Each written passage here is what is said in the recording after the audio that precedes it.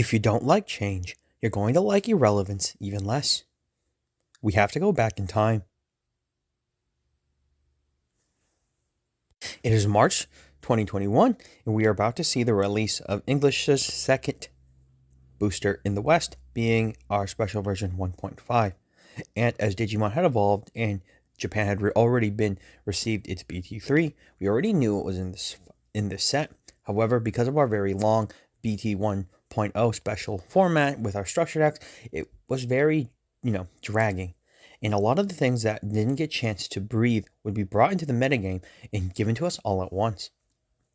And we were about to see the emergence of Bandai's first chance to expand some of the dynamics of the Digimon card game. This was going to be Security Digimon, as Security Digimon would offer a more rewarding playstyle of having these Digimon have effects in security, as well as if when you're attacked, they would be able to respond in some sort of fashion.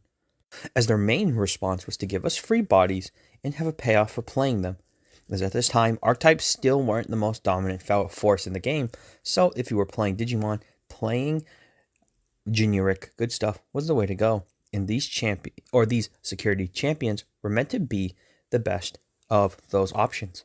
So if you're probably wondering what happened, and you're probably assuming everyone playing them, and to answer that, we have to go to the specific answer, which is nope. Even something that seemed that powerful and unique as security, Digimon did not see any play once we received BT 1.5. And you're probably wondering why, as security Digimon, who seem to be very powerful, why wouldn't they be played, as it seemed like a no-brainer, as early forms of security control effectively didn't even have these Digimon, and they were still playable. And in this case, you actually had Digimon to slot into that deck, so why did they not see much play? Well, let's take a look.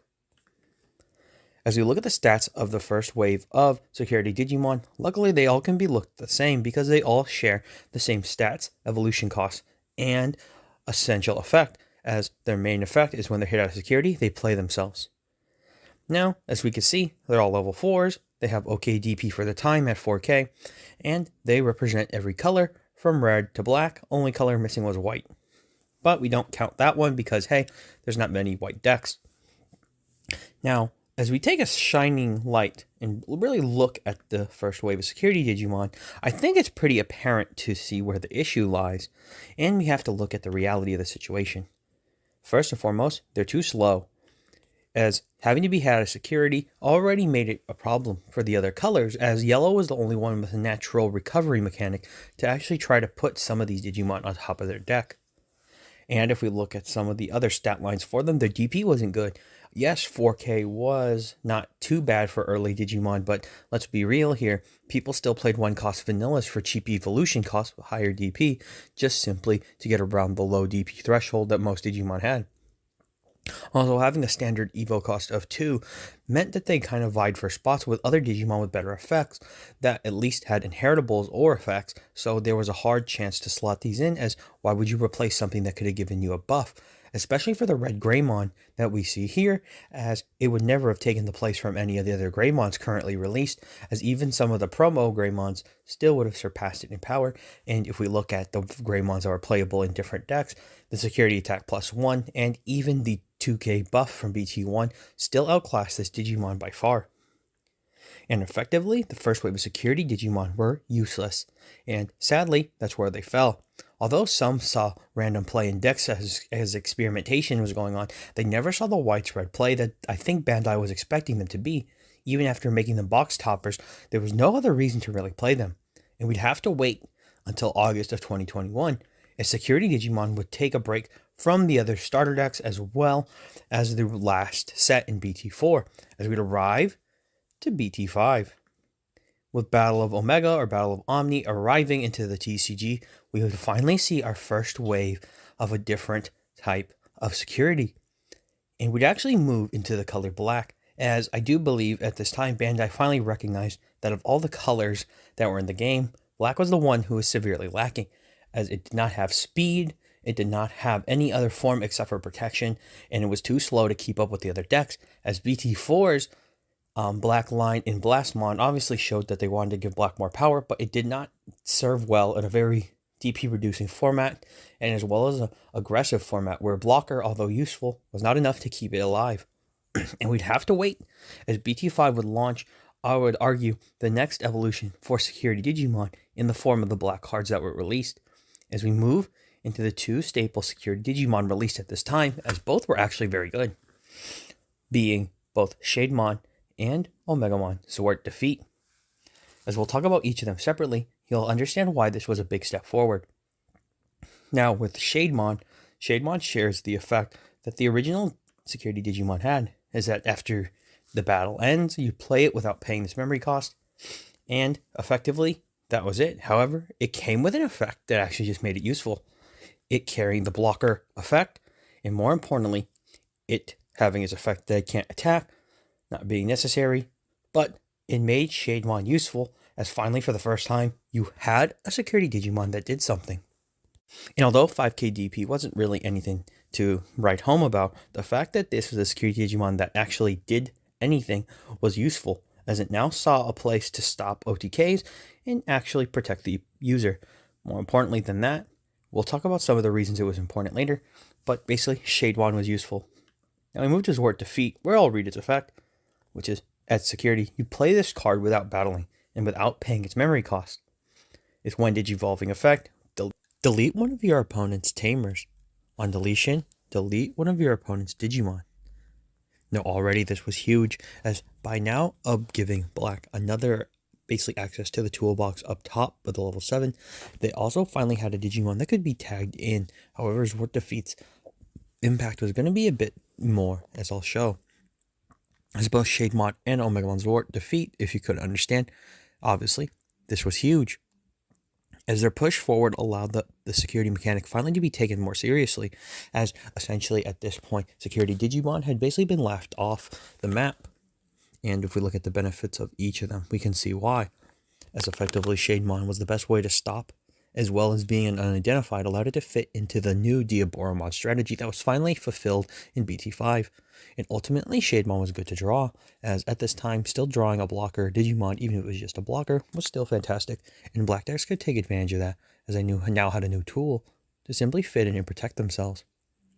As Zwart Defeat, on the other hand, effectively changed the way that security would be dealt with, as now you had a massive body that could just jump out of security. And although it did not get involved in the security battle with how strong it was, it still fulfilled a purpose to delete the opponent's board, as their Digimon and Tamers were not safe if you Digivolved it, or if you were able to play it out and it was deleted, as effectively swinging into security with Zwart Defeat was now a problem, as once it hit into a card and died, whether they were a hidden option or a Digimon that could match it, it effectively were able to take out the opponent's field, meaning that this was now a problem, and if you ran it in your deck, you would have a massive advantage. And from seeing this, Bandai understood that they were going in the right direction with security, as we were going to see even more iterations going forward, as there was even more to look at, as we arrived to November of 2021, where we would receive BT6 and Double Diamond. Now, Double Diamond would introduce the next wave of Security Digimon, and yes, of course, most of them were in black, and we would see that with the 3 new cards that were released in the set alone. With the first Security Rookie being Chikurimon, focusing on D-Digivolve 1, we would also see Nannymon, a champion that would just play itself, although it was low cost to play, and we would see the almighty Alphamon. And of these 3, 2 of them were very played, as both Chikurimon and Nannymon saw play in various black builds, as now you had a good rookie that you maybe wanted to see in Digivolve, or you could just simply get into security and it would deal massive problems for your opponent. And Nannymon was just a good champion that if you hard played it, if you were bricking, you wouldn't worry as a 3-cost drop, but also to build your ultimates on top of was worth it. But more importantly, Alphamon would show how the future of Security Digimon would be designed, as I'll read its effect. At the end of battle, add this card to your hand. Then, if a Digimon with a Royal Knight/X Antibody trait is in play, up to 12 of your opponent's Digimon can't attack players for the turn. Now, the reason this is important is that Alphamon shows how security would go, as by making them inarchetypal and not necessarily playing themselves out to the field, doesn't mean they can't have good effects to also help the opponent. Help against the opponent. as effectively Alphamon shows its deterrence factor to stop your opponent from attacking you, but simultaneously getting a Mega to your hand so that if you were needing it or you were just setting up and your opponent early chipped you, they would have had a problem by giving you your boss Digimon. And more importantly than that, we still had more, as this was fixing them archetype-wise, which was going to be a main factor going forward after the last generic security Digimon would be released. And we need to see some of them in the form of some of the better ones being the ones from the structure decks. Now, the ones from the starter decks were very impactful, as we would see Geo, Greymon, and Quadramon both appear in both the Gallantmon and the All-Force Vidramon structure decks, as effectively having a draw 2 and a delete with a 4K DPR less made these Digimon actually useful, as one of the bigger problems, as I stated before, with the generic original security Digimon was that although they didn't really do anything, the problem was they didn't have an effect except for playing themselves. So they didn't do anything else except be vanilla. In this case, this showed that by giving on play effects to these Digimon, it made it okay that even if you drew them, they still had a usage besides just Digivolving them. As hard playing a Geo Greymon to pop a body or dropping Quadramon to draw 2 was absolutely fantastic. And with the next wave of the security Digimon given to the colors, we would see security rookies with every type of flavor with different effects to correspond with their corresponding colors. As each of them served a different purpose for each of their decks, we would see that even with this wide span of colors and security Digimon, we would see the universal effect to add them to the hand and have additional effects when they're hit as security. Now, we're probably wondering after all this, so how are security Digimon today? And well, I have an answer for that, and that's simple. They're not bad, but they're kind of ignored. Now, if we look at what happened, why this has happened is simple. One, they're too slow, as obviously this hasn't been something that I haven't shied away from in this whole video. Security Digimon are just slow, as you have to patiently wait for your opponent to hit your security, and sometimes most decks now are equipped with ways of trashing the security, so it doesn't really matter. Also, power creep. A lot of the security Digimon, although they're fantastic, are being power crept out as other Digimon simply do more. As art type has become the focus of the Digimon game, as most card games end up going, so genericness isn't really important, as if you're not corresponding with the rest of the strategy, there's not necessarily a reason to play it. As also, a lot of them are non-resource replenishment. Yes, they add themselves to the hand in the case of the rookies. Yes, some of them do let you draw cards, but none of them necessarily replenish the fact of your security. So effectively, you're playing 4 slots, and you're hoping that maybe one of them lands into the security. That's never a good idea. As then we also have the fact that most of them are better for non-fast-paced decks, as slower strategies can take advantage of the security Digimon better, as they need the additional buffs and or the additional wow factors of what they can provide to essentially speed them up. And we'll start off with one of the bigger problems. Something like Greymon in most of the archetypal decks, if they don't have a security Digimon attached to them that benefits the actual overwhelming strategy or archetype, they simply just fall off to the wayside.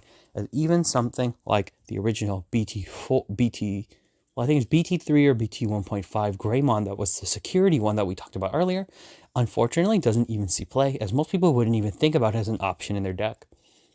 And if we look at what modern security Digimon have become, you can start to see what I mean. As we look at actually one of our most recent ones in the BT14 Etamon and Sukamon lines, we see kind of the idea of what they need to do. As Sukamon, if you look at it, is simply just like the vanillas. However, it has some things going for it. First, it's dual color Digimon, so its evolution costs usually are higher, but in this case for the Sukamon line, it's only 2. And the fact that it plays itself out of security in tandem with its on deletion effect basically shows that this is a sped up version to assist this deck that's already having a slower playstyle. So effectively, it makes the decks that are a little bit more rogue, a little bit more slow, benefit from having the security Digimon, as it allows them to kind of manipulate and work against meta decks. As I do think Bandai is going in the right direction by giving them 2 these lower tier decks. Now, our next one, of course, is going to be our last of the video, and that's going to be the last recent security Digimon released in our structure decks at the time, being both Greymon and Garurumon. Now, when we look at both of these, we can see how modern security Digimon and effects have actually changed as we look at the facts that both the Greymon and Garurumon have been designed specifically to work in archetypal with their, Digimon line, but more importantly, they have massive effects as both actually have a security effect, additional effects, and they have inheritables, which makes them absolutely insane. As you could see with both Greymon and Garurumon, they actually don't play themselves at all. And when they get hit in security, they actually go to the trash after their effects resolve. But they basically allow you to start plays by bringing out maybe an Agumon or your Tamer card with Tai, and vice versa for Garurumon, your Gabumon or your Tamer with Mat. As you see, basically they have to do a lot, and I hate to say it, although they're very good, they aren't even seeing that much play right now, as the black variant for Greymon doesn't see as much play as the red counterpart, obviously, and the purple version of Garurumon hasn't seen its spark of play, and even when it does, it's not really going to see it in Garurumon, it's mostly going to be in Apocalypse once Exceed Apocalypse hits the formats. And ultimately, this is where the tale of the security Digimon ends for now. And as we get through it, I have to just say a few things, is that although the security Digimon are not necessarily bad or completely worthless, many of them have been power crept and probably won't see the light of day unless there's a special format that they're put in.